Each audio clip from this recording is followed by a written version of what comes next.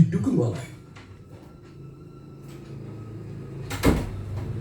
Adik-adik pemirsa di rumah, terima kasih syukur jadilan masih bersama kami di Syiar Madrasah Ramadan. Dan sesuai yang dikatakan tadi, kita akan langsung memasuki penjelasan materi pertama di hari ini, yakni tentang tokoh-tokoh besar yang lahir di pesantren di Nusantara ini. Yuk langsung saja kita saksikan. Tafadhol Bapak Anas.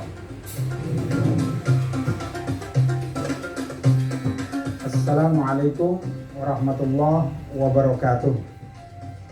Para pemirsa, Islam di Indonesia ini sudah cukup lama, dan khususnya di tanah Jawa itu juga sudah cukup lama. Dan yang menarik, Islam di tanah Jawa ini kemudian berhasil mendirikan lembaga pendidikan. Karena apa? Memang pendidikan ini pesan yang sangat penting dari agama Islam. Kita ingat Al-Quran yang pertama turun itu adalah perintah Iqra. Nah, perintah Iqra ini kemudian oleh Rasulullah dimunculkan juga dalam bentuk bagaimana Rasulullah mendidik masyarakat. Ketika Islam kemudian sudah mulai menyebar di masyarakat, Rasulullah kemudian berdakwah, dan setelah banyak orang-orang masuk Islam, lalu apa? Rasulullah kemudian membuat lembaga pendidikan, baik di Makkah maupun di Madinah. Nah, lembaga pendidikan ini juga sama ditiru oleh para ulama yang menyebarkan agama Islam, termasuk di Jawa. Di Jawa itu di zaman akhir dari kerajaan Majapahit itu juga ada orang-orang yang datang ke Jawa, dan sampai di Jawa kemudian mereka masuk ke kerajaan Majapahit dan berdakwah. Kebetulan ada beberapa perhubungan antara orang-orang Islam dengan di zaman kerajaan Majapahit. Salah satu rombongan yang sangat penting itu dari Champa. Dari Champa itu ada satu kerajaan di Vietnam yang kemudian oleh Raja Majapahit yang saat itu berkuasa diberi satu tempat, karena ini ada beberapa orang, ada yang diberi tempat di daerah Gresik, Gapura. Di sana itu kemudian tempat para wali pertama yang mendirikan yang kemudian kita kenal sebagai lembaga pendidikan pesantren, yaitu Maulana Malik Ibrahim. Kemudian Sunan Ampel atau Raden Rahmat itu dia diberi daerah di Surabaya yang kemudian dikenal sebagai Ampel. Maka Raden Rahmat yang kemudian berdakwah di wilayah itu dikenal sebagai Sunan Ampel. Nah, Sunan Ampel dan Maulana Malik Ibrahim ini mendirikan yang dikenal sebagai pondok pesantren. Ternyata pondok pesantren ini sekarang sudah melahirkan banyak tokoh-tokoh yang luar biasa. Jadi lembaga pesantren ini menjadi luar biasa dan hidup terus sepanjang zaman meskipun di masa kolonial sampai di akhir